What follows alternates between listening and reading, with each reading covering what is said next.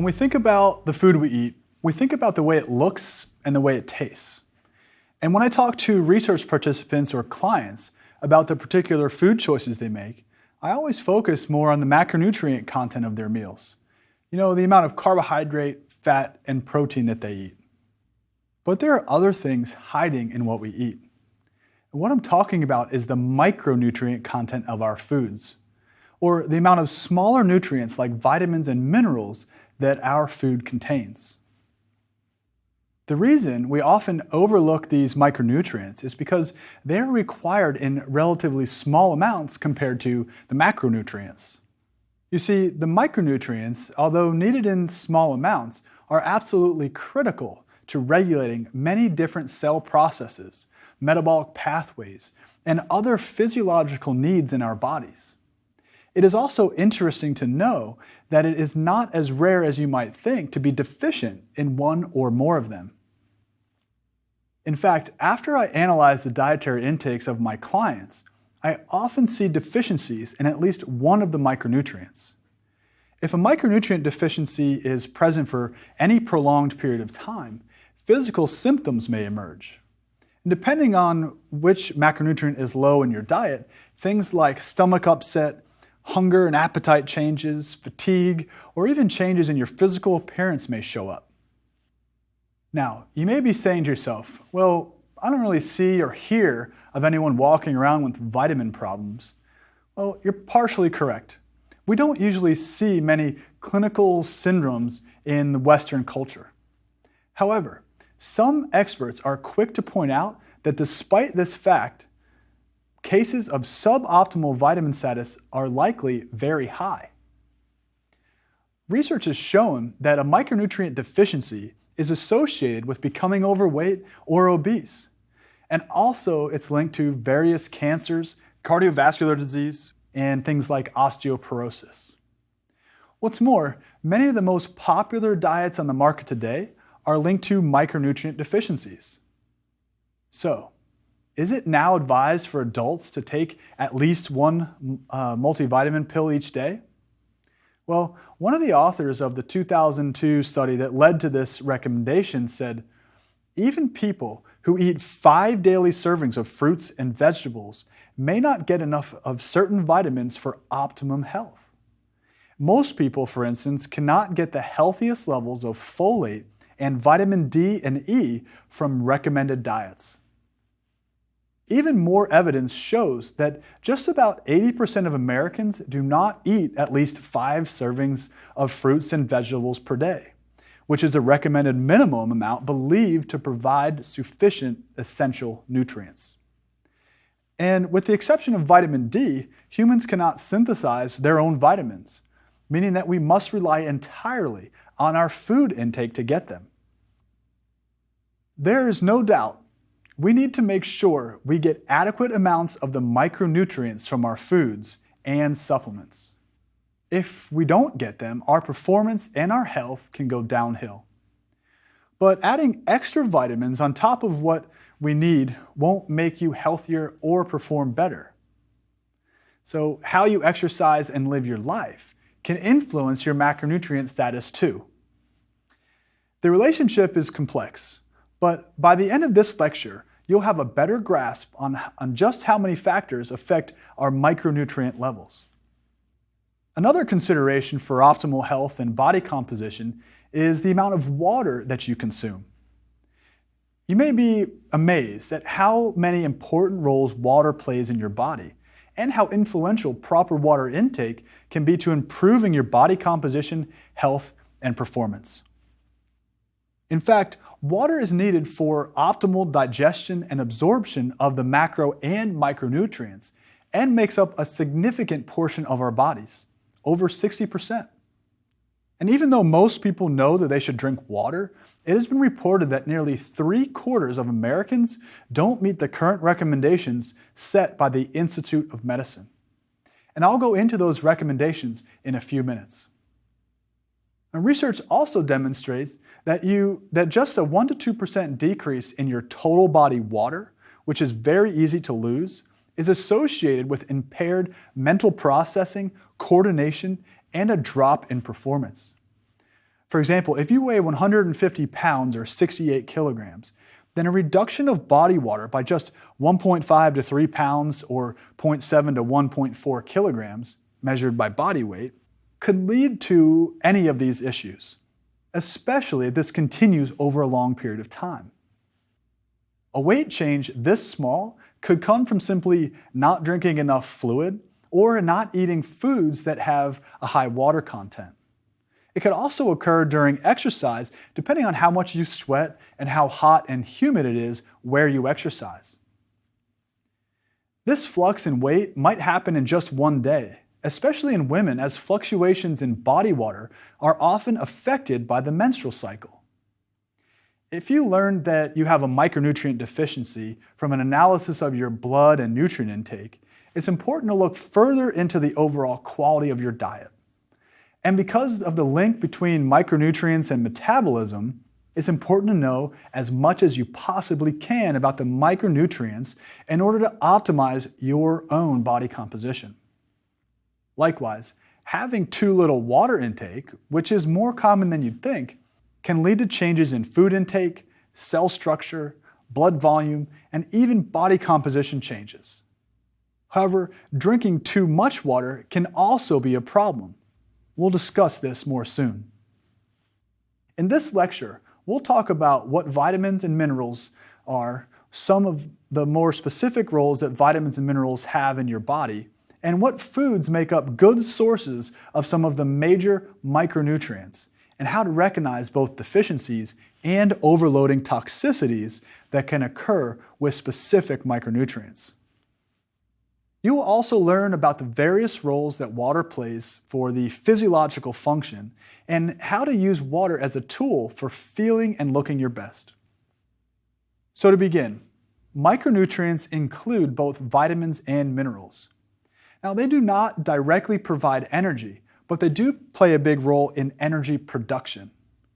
Micronutrients, as the name implies, are needed in only small quantities. So as you might imagine, even small fluctuations of higher or lower intake can have a large impact on body composition, health, and performance. Let's start with vitamins. Vitamins serve many important functions in our bodies and are involved in digestion, absorption, and energy production, antioxidant purposes, and growth. They are regulators of numerous metabolic reactions that release energy from food or help with energy transfer to produce ATP, the energy currency of our bodies. Vitamins are termed organic compounds because they contain carbon, just like all three of the macronutrients: carbohydrates, fats, and proteins. Vitamins also act as cofactors or coenzymes, which are required for various interactions in our metabolic pathways. For example, aerobic metabolism requires the shuttling of electrons into the electron transport chain, which is how ATP is made. This shuttling mechanism requires riboflavin and niacin, two water-soluble vitamins, to function properly. For a compound to be considered a vitamin, almost all textbooks will define them like this. Vitamins are natural components of foods, usually present in small amounts. Vitamins are essential for normal physiological function, and vitamins, when absent from the diet, will cause a specific deficiency in that particular vitamin. What this means is that you must get vitamins from the food you eat. Even if vitamins are a foreign concept to you, you probably have heard of fat-soluble and water-soluble versions of vitamins. Well, vitamins are classified as either fat-soluble or water-soluble, depending on if they dissolve in fat or water. Fat-soluble vitamins include A, D, E, and K. And the body absorbs them from the gastrointestinal tract and stores them in the liver, fatty tissues, and parts of your cells that contain fat, such as the cell membrane. And fat-soluble vitamins move in your blood bound to dietary fat. This means that if fat is not a part of your diet, you will likely have suboptimal fat absorption and may be set up for a fat-soluble vitamin deficiency. Fat-soluble vitamins are not readily excreted and are stored in your fat cells and liver. Now, water-soluble vitamins include B vitamins and vitamin C. These vitamins are also absorbed from the gastrointestinal tract and must be transported in the blood with what are called carrier proteins. Water-soluble vitamins are not stored in large amounts in the body because body water turnover is so constant. They are also easily excreted through urine and a little bit through your sweat. And because they are so easily excreted and not stored, a daily intake of less than 50% of any of the water-soluble vitamins can lead to deficiency in about 4 weeks. That means that if you are missing an entire food group like carbohydrates or fats, which can easily happen if you follow a fad diet, it could be fairly easy to be deficient in some vitamins. You might have noticed I said B vitamins earlier.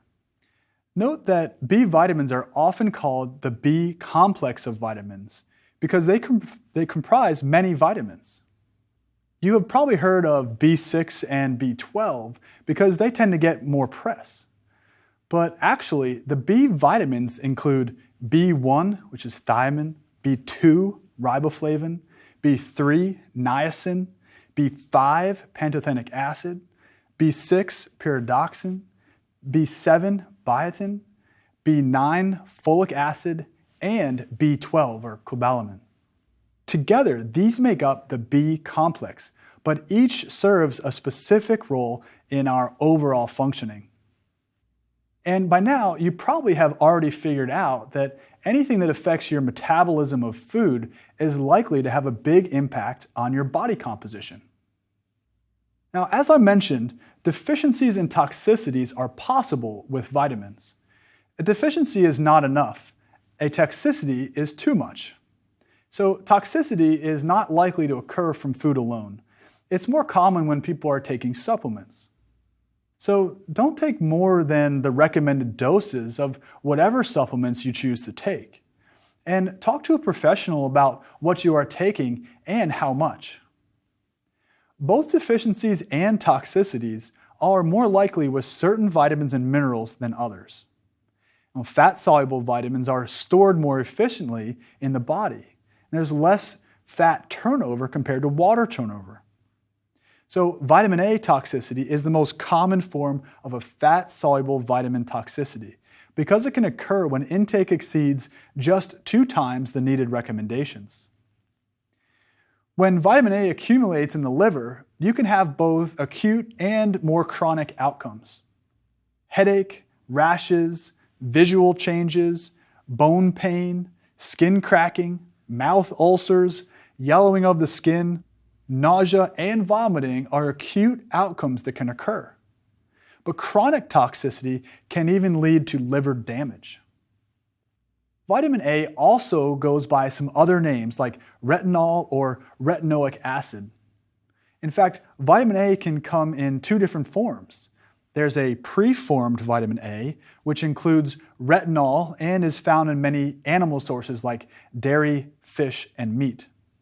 The other form, provitamin A, is often referred to as carotenoid, and the primary source is from beta-carotene, which is converted to vitamin A in your body.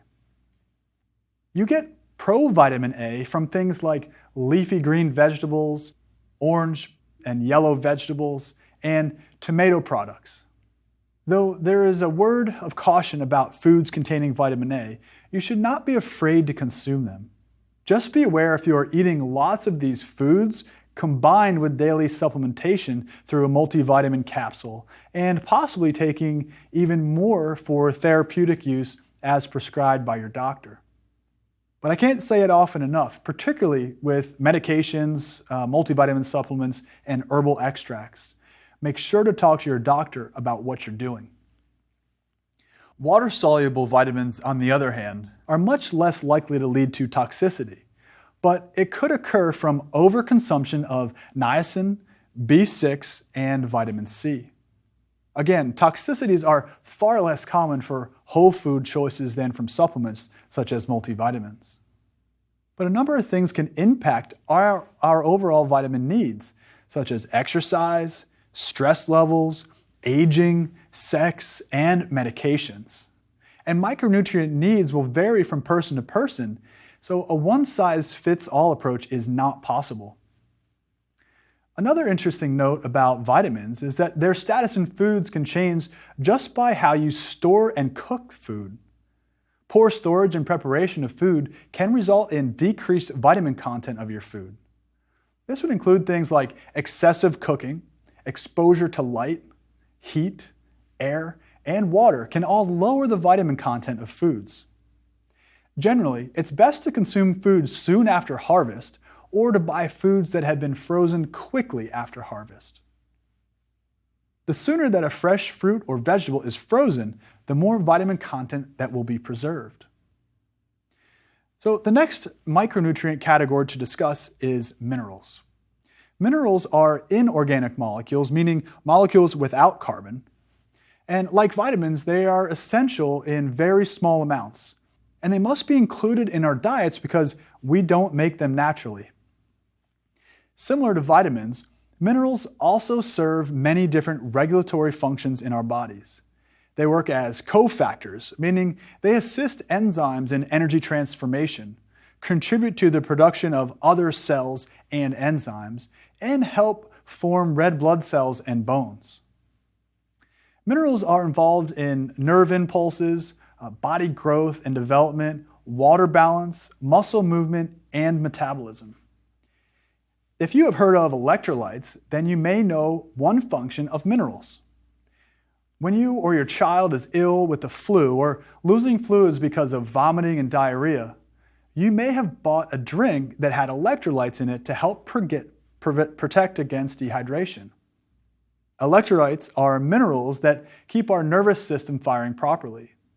They are electrically charged particles that most commonly include sodium, potassium, magnesium, and chloride. They help with establishing the electrochemical gradient across cells, which is necessary for proper nerve communication. They also assist with muscle contraction and modulate fluid exchange within the body's fluids compartments. That means that the electrolyte minerals play a big role in how we store water and where we store water too. So in this way, they influence our body composition and body water content quite a bit. And because we need minerals in very small amounts, it is even more critical not to underestimate the value that they have in our bodies. Think small but mighty. Now, the two types of minerals are major minerals, also called macrominerals, and trace minerals, also called microminerals. And the major minerals include calcium, phosphorus, sodium, and magnesium, among others, and they are required at amounts greater than 100 milligrams per day. Just a quarter teaspoon provides about 600 milligrams of sodium. Now, trace minerals, on the other hand, include minerals like selenium, iron, and zinc. And these are required at amounts less than 100 milligrams per day, and typically even less than 15 milligrams per day. And one note with minerals is that ingestion of a mineral-containing food does not necessarily translate to 100% absorption of the mineral. And this concept is called mineral bioavailability. In other words, even though you consume food with minerals, there are several factors that can affect how much of this mineral is actually absorbed from the gut and into your bloodstream. Let me explain how this works. In our foods, there are molecules like oxalates and phytates that can alter mineral absorption. And these are often called binders. They may bind up minerals in our food and can change the way you can access or use them. That is, they can change the bioavailability of the minerals. In general, there are 4 factors involved in mineral bioavailability. First is the type of food that contains the minerals. Typically, animal sources have better bioavailability of minerals than plant sources. This is because meat has a high mineral content, but no binders, like I mentioned earlier. that can inhibit absorption of minerals. But plants, on the other hand, have a relatively high concentration of binders, making it more difficult to absorb the nutrients within.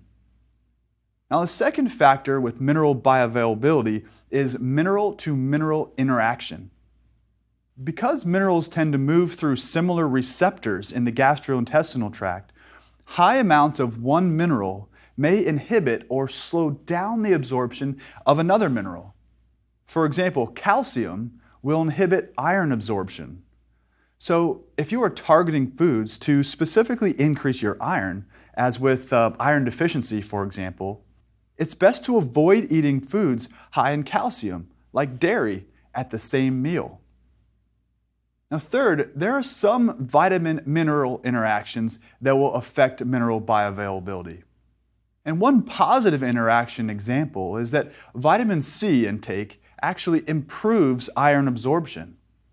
So in this case, it might make sense to consume orange juice and a supplement with iron at the same time if you are trying to fix an iron deficiency. Now, a dietitian will have additional information about foods that you can pair together to optimize your supplementation strategies for minerals. And finally, the fourth factor in mineral bioavailability is fiber-mineral interaction, in which fiber can bind to minerals and block or slow their absorption. Typically, our dietary fiber comes from plant sources. This is another reason that animal sources may often be superior in terms of mineral bioavailability. So, what does this mean in terms of real food? How can we relate the micronutrients to our food choices? And how can the presence of micronutrients turn an okay food choice into a great food choice? Well, one very common example is the toss-up between whole wheat bread and white bread. This is a question I get from my clients all the time. The argument for whole wheat bread is loosely termed the whole grain advantage. And the basis for this argument comes from whole wheat bread's micronutrient content. For example, when comparing the vitamin E, vitamin B6, potassium, magnesium, and fiber content of whole wheat versus white bread, there is undeniably a higher amount of these vitamins and minerals in whole wheat. Therefore, all else being equal, that is the total calorie content, the carbohydrate content, etc. of a food. Micronutrients could make the difference in making a food more nutrient dense and should not be overlooked. But consider this too. Whole wheat bread is different than simply wheat bread. Wheat bread is at times even more processed than white bread and can even contain fewer nutrients. So don't be fooled by marketing and packaging, and be sure to check food labels when buying products for the words whole grain or whole wheat. And we'll talk much more about food labeling later in the course. I need to say too that there are other reasons to eat or avoid whole wheat bread. But for now, just consider the nutrient density, or how many nutrients the food has compared to its overall calorie content when you purchase foods to eat. This is a great starting point. Now, another component of nutrition that is often considered along with micronutrients is phytochemicals. And phytochemicals are biologically active compounds found in plants that provide 0 calories or direct energy, but can influence your overall health. Even now, in 2015, only a few of an extensive list of known phytochemicals have been studied. Some phytochemicals that you may be familiar with are isoflavones from soy and resveratrol from grapes. If you haven't heard of resveratrol from grapes, you have probably heard about it found in red wine. But keep in mind that it's not yet known for sure which method, grapes or wine, is better for your resveratrol content or your health. And phytochemicals have numerous roles, but are most often linked to disease prevention. They can function as antioxidants that reduce damage caused by reactive oxygen species. They can have hormone-like actions, and they can even be considered metabolic boosters. I hope you're getting the point that our food is very powerful. It has a big influence on almost every function of our bodies. Now, most experts will recommend getting most of your micronutrients from food sources instead of dietary supplements. There's actually good research to show that vitamins and minerals from whole foods may have more health benefits than getting the same micronutrients from a supplement. And although the reason why is not entirely understood, it is thought that the different types of nutrients in whole foods may interact in a synergistic manner that results in a greater absorption of the combined micronutrients than from those micronutrients if they were taken as a supplement or as a multivitamin. Also, there seem to be nutrients that just can't be reproduced in dietary supplements. Now, some research also shows that single nutrient supplements can have adverse effects, like a higher risk of toxicity or possibly just a nutrient-nutrient interaction that may unfavorably impact nutrient absorption, even though intentions were good. So a diet that includes all of the macronutrients from whole foods is most likely to be the best option and the best place to start in order to get your best micronutrient content out of your food.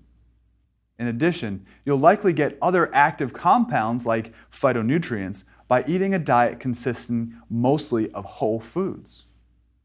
The trouble is, a lot of people don't eat enough variety of nutrient-dense whole foods in their day-to-day eating.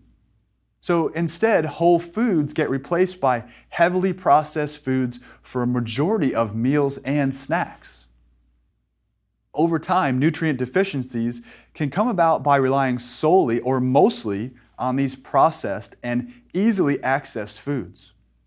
Some even call these frankenfoods because of how much they have been processed. Now, don't get me wrong, many processed foods are appealing and convenient, but it is probably a good idea to limit them as much as we can. A low-quality diet that many people have can lead to nutrient deficiencies. And deficiencies can lead not only to more than just poor health, they've also been linked to a greater risk of becoming obese. Recently, it was reported that in the US, more than 40% of people are vitamin A, C, D, E, and calcium or magnesium deficient, and greater than 90% don't get enough choline, fiber, or potassium. Now, the EAR, or Estimated Average Requirement, which is the amount needed to meet the needs of 50% of the population for vitamin A, D, E, calcium, and magnesium compared to normal weight adults. Now, obese adults also had significantly lower intake of both fiber and potassium, which are linked to your metabolism and your heart health.